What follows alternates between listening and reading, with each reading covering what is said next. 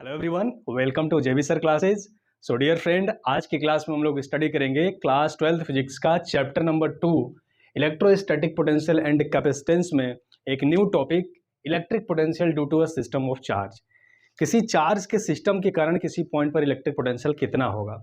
इससे पिछली क्लास में हम लोगों ने पढ़ा था electric potential due to a dipole, और उसमें हम लोगों ने दो कंडीशन देखा था कि डाइपोल के एक्सियल कंडीशन में इलेक्ट्रिक पोटेंशियल कितना होगा और डाइपोल के इक्वेटोरियल पोजीशन में इलेक्ट्रिक पोटेंशियल कितना होगा।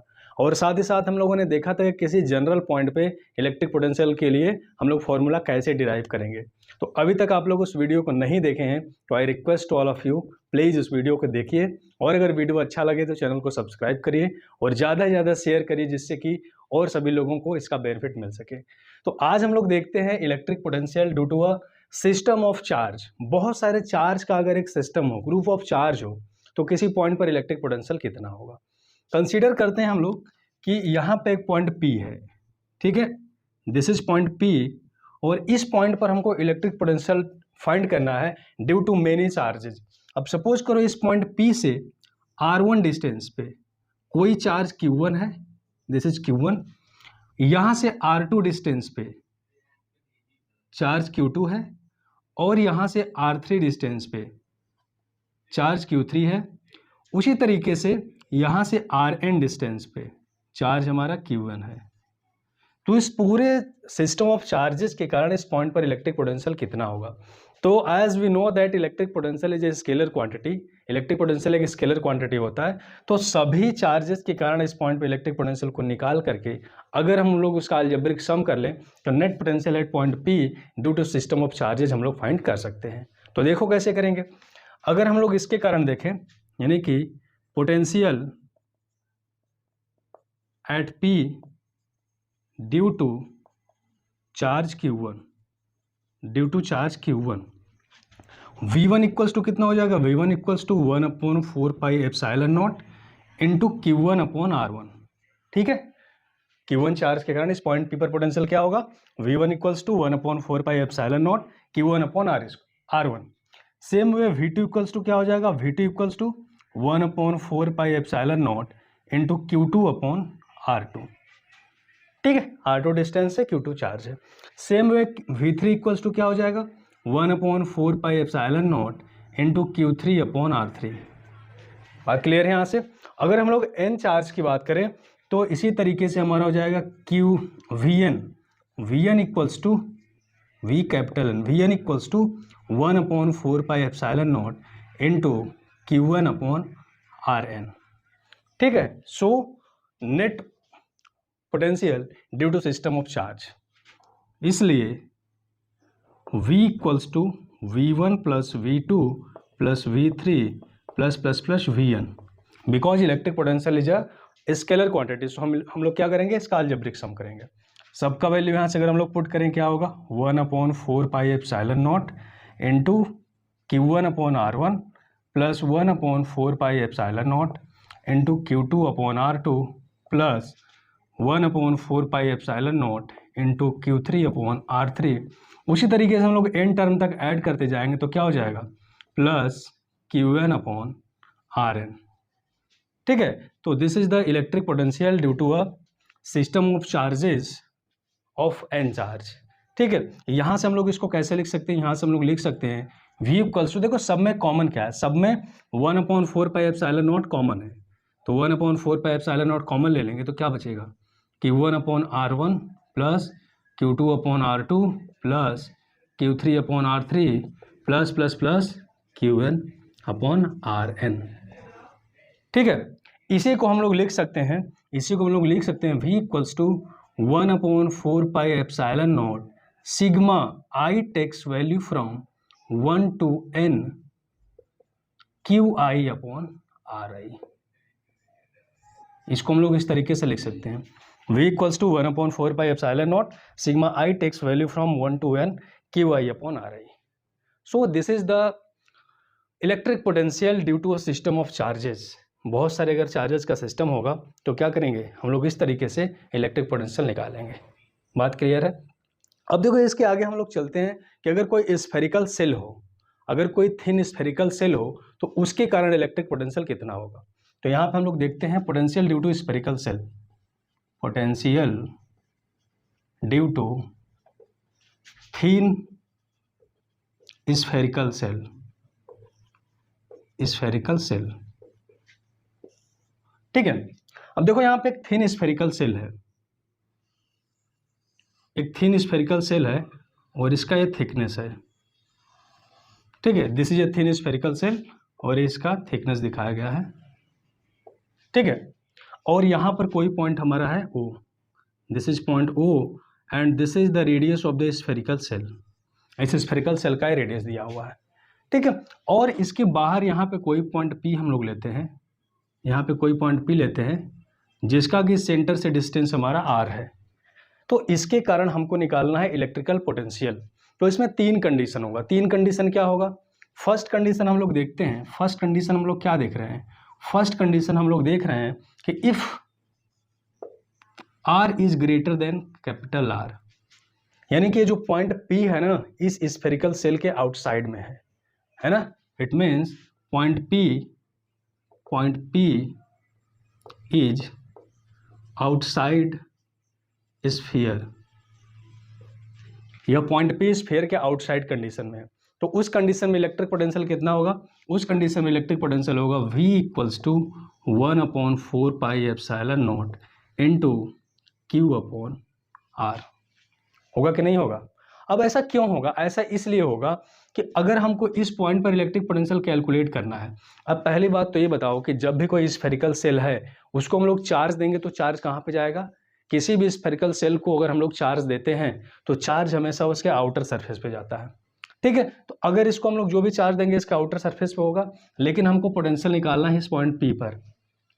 तो ऐसा कंसीडर किया जाता है कि जो भी चार्ज दिया जाता है उसके आउटसाइड पर अगर हम लोग पोटेंशियल निकालना हो तो उस पूरे चार्ज को इस सेंटर पे कंसंट्रेटेड माना जा सकता है।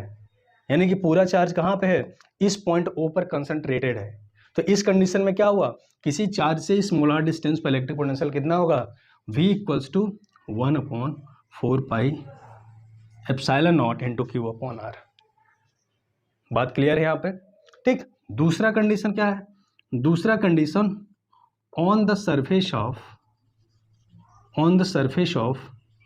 Sphere, on the surface of sphere जब हम लोग करेंगे तो इस कंडीशन में क्या हो जाएगा? Small r equals to capital R, है ना। सरफेस का मतलब क्या हुआ? इस पॉइंट पे हमको निकालना है। तो उस कंडीशन में क्या होगा? उस कंडीशन में हमारा V इक्वल्स टू हो जाएगा 1/4 pi epsilon naught into Q upon capital R। बात सही है? इस तरीके से हो जाएगा। अब थर्ड कंडीशन हमारा क्या है? थर्ड कंडीशन हमारा है inside the sphere, inside the spherical cell. अगर हम लोग स्फेरिकल सेल के अंदर की बात करें तो स्फेरिकल सेल में पहली तो बात यह है कि अगर ये स्फेरिकल सेल है और इसको जो भी चार्ज दिया जाता है इसके आउटर सरफेस पे आता है तो इसके इंटरनल पार्ट में, इसके अंदर में इलेक्ट्रिक फील्ड कितना होगा? तो इसके इंटरनल पार्ट में इलेक्ट्रिक फील्ड हमारा होगा 0। होगा कि नहीं होगा? इसलिए 0 होगा क्योंकि जब कोई चार्ज ही नहीं है तो इलेक्ट्रिक फील्ड कहाँ से होगा? बिल्कुल नहीं होगा। और इलेक्ट्रिक फील्ड तो 0 होगा, लेकिन इलेक्ट्रिक पोटेंशियल कितना होगा? इलेक्ट्रिक पोटेंशियल हो जाएगा V इक्वल्स टू, जितना इस सरफेस पे इलेक्ट्रिक पोटेंशियल होगा इस स्फीयर के अंदर, इस सेल के अंदर हर एक पॉइंट पर इलेक्ट्रिक पोटेंशियल वही होगा। यानी कि V इक्वल्स टू हो जाएगा 1/4 pi epsilon naught into Q upon capital R। बात क्लियर है? तो चाहे हम लोग इस सरफेस पर बात करें चाहे इस सेल के अंदर बात करें, हर एक पॉइंट पे इलेक्ट्रिक पोटेंशियल होगा V equals to 1/4 pi epsilon naught into Q upon R। ठीक, इसको और भी ऐसे हम लोग समझ सकते हैं कि हम लोग जानते हैं कि E इक्वल्स टू होता है -dV अपॉन dr। ठीक है, यानी कि E का वैल्यू जब यहाँ पे हम लोग 0 पुट करेंगे तो क्या हो जाएगा? 0 equals to dV upon dr। It means dV equals to 0 and dV means क्या? Change in potential. जब चेंज इन पोटेंशियल 0 है इसका मतलब क्या हुआ? हर एक पॉइंट पर पोटेंशियल इक्वल है, इसीलिए तो चेंज इन पोटेंशियल 0 हो रहा है। तो ये तीन कंडीशन हमारा होता है। अगर इसको हम लोग ग्राफ के थ्रू दिखाने की कोशिश करें, इसको अगर हम लोग ग्राफ के थ्रू दिखाने की कोशिश करें, देखो ऐसे हम लोग दिखा सकते हैं। ये हमारा क्या है? ये हमारा स्फेरिकल सेल है और यहाँ पे क्या है? इसका सेंटर, और यहाँ पे हम लोग 2 एक्सिस ले लेते हैं। ठीक है, दिस इज V एंड यहाँ से यहाँ तक का डिस्टेंस क्या? R, एंड इस डायरेक्शन में हम स्मॉल r ले रहे हैं। बस सही है। अब देखो क्या होगा, यहां तक, इस पॉइंट तक, यहां तक इलेक्ट्रिक पोटेंशियल क्या होगा, सेम होगा। देख रहे हो, जब डिस्टेंस इस ओ से, इस ओ पॉइंट से आर डिस्टेंस तक चलेगा तो उस कंडीशन में क्या होगा, इलेक्ट्रिक पोटेंशियल हमारा सेम होगा। लेकिन जैसे ही आर का वैल्यू इससे बढ़ना शुरू होगा उस कंडीशन में क्या होगा, इलेक्ट्रिक पोटेंशियल इस तरह डाउन होना शुरू होगा। यानी कि यहाँ पे क्या हो जाएगा, V proportional to 1/r, V proportional to 1/r। जैसे जैसे क्या होगा, डिस्टेंस का वैल्यू बढ़ेगा, इलेक्ट्रिक पोटेंशियल क्या होगा, घटता जाएगा। So this is the electric potential due to a spherical shell. Outside में जितने डिस्टेंस पे पूछेगा V equals to 1/4 pi epsilon naught Q upon R, और सरफेस पे क्या होगा, रेडियस के बराबर वैल्यू पुट करेंगे। और inside the shell, inside the spherical shell, electric potential at every point is equal and that is equal to the electric potential at the surface. तो अब हम लोग इस पे बेस्ड एक न्यूमेरिकल क्वेश्चन कर लेते हैं। ओके, तो देखो क्वेश्चन नंबर 1 हमारा इस तरीके से है, calculate the electric potential at the centre of a square of side under root 2 metre having charges 100 microcoulomb, -50 microcoulomb, 20 microcoulomb and -60 microcoulomb at the 4 corners of this square. यानी कि इस तरीके से हमारा एक स्क्वायर है, दिस इज ए स्क्वायर, ठीक है। यहाँ पे हम इसका नेमिंग कर देते हैं ABCD। ABCD एक स्क्वायर है और इसका साइड हमारा दिया हुआ है under root 2 metre, under root 2 metre A भी है, अंडर रूट 2 मीटर ए भी है, साइड अंडर रूट 2 मीटर दिया हुआ है और इसके 4 कॉर्नर्स पे 4 चार्जेज रखे हुए हैं, ठीक है। हम लोग इसके नेमिंग कर सकते हैं QA, QB, QC and QD, ठीक है। क्या क्या दिया हुआ है,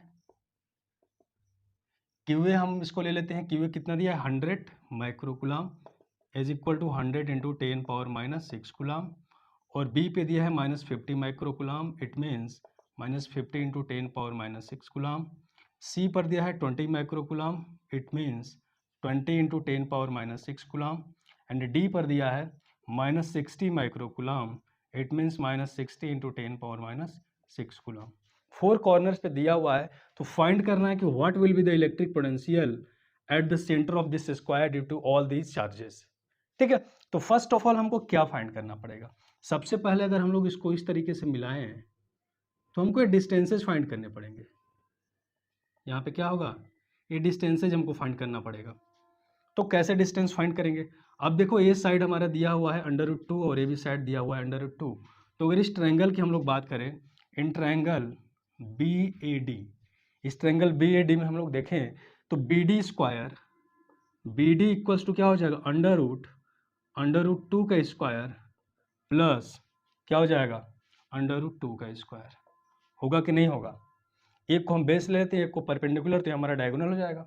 तो यहाँ से क्या मिलेगा, यहाँ से हमको मिलेगा 2 + 2, यानी कि अंडर रूट 4 इक्वल्स टू 2, यानी कि BD कितना होगा, 2 हो जाएगा। तो अगर यहाँ पे हम पॉइंट O कंसिडर करते हैं तो BD इक्वल्स टू क्या हो जाएगा, AC, क्योंकि किसी भी स्क्वायर के दोनों डायगोनल इक्वल होते हैं। तो BD इक्वल्स टू AC और इक्वल्स टू हमारे क्या है, 2 मीटर। तो हमारा यहाँ से यहाँ डिस्टेंस क्या होगा, OB होगा 1 मीटर और OD भी 1 metre, and this is also 1 metre and this is also 1 metre, ठीक है। अब हमको सारा डिस्टेंस पता चल गया, तो पोटेंशियल एट O हम लोग फाइंड कर सकते हैं। So potential at, net potential at point O, ठीक है। यहाँ से क्या हो जाएगा, यहाँ से हो जाएगा V equals to VA plus VB plus VC plus VD, ठीक है। तो इसको हम लोग क्या लिख सकते हैं, इसको हम लोग फॉर्मूला में लिख सकते हैं 1/4 pi epsilon not into QA upon RA plus QB upon RB plus QC upon RC plus QD upon RD। कर सकते हैं, बिल्कुल कर सकते हैं। सबका वैल्यू पुट कर दो, यहाँ से इसका वैल्यू होगा 9 इंटू 10 पावर 9, और यहाँ से देखो QA अपॉन RA, तो QA का वैल्यू कितना है, 100 इंटू 10 पावर -6 अपॉन 1 मीटर। अब देखो ये माइनस में है तो यहाँ पे लिखेंगे माइनस क्या हो जाएगा, 50 इंटू 10 पावर -6 अपॉन 1। QC कितना है, QC प्लस में है तो प्लस, QC कितना है 20 इंटू 10 पावर -6 अपॉन 1, और QD क्या है, माइनस में है तो -60 इंटू 10 पावर -6 अपॉन 1। हो गया। अब देखो इसको कैसे सॉल्व करेंगे, इसमें हम लोग क्या क्या देख रहे हैं, इसमें हम लोग लिख सकते हैं, इसको हम लोग लिख सकते हैं v इक्वल्स टू 9 इंटू 10⁻9। इसमें कॉमन क्या है, देखो कॉमन सब में क्या है, 10⁻6 कॉमन है, तो इसको हम लोग लिख सकते हैं इंटू 10⁻6, और ब्रैकेट में कितना बचा, 100 माइनस 50 प्लस 20 माइनस 60, तो 100 माइनस 50 प्लस 20 माइनस 60, ठीक है। तो यहाँ से क्या मिलेगा, 9 इंटू 10⁻3 इंटू क्या होगा, 100 में से 50 जाएगा 50, 50 इंटू यहाँ से 10 हमारा मिल जाएगा, क्या मिलेगा देखो, 100 में से 50 जाएगा 50 बचेगा, 50 और 20 70, 70 माइनस 60 इंटू 10 हो जाएगा ना। तो यहाँ से क्या मिलेगा, 9 इंटू 10⁻4 वोल्ट, ठीक है।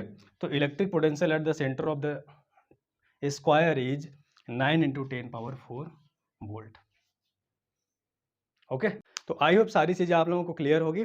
फिर भी अगर कोई डाउट होता है तो आप लोग कमेंट सेक्शन में कमेंट करके पूछ सकते हैं। फिर मिलेंगे एक नए वीडियो में एक नए टॉपिक के साथ, तब तक के लिए मस्त रहिए, व्यस्त रहिए। Okay, thank you very much.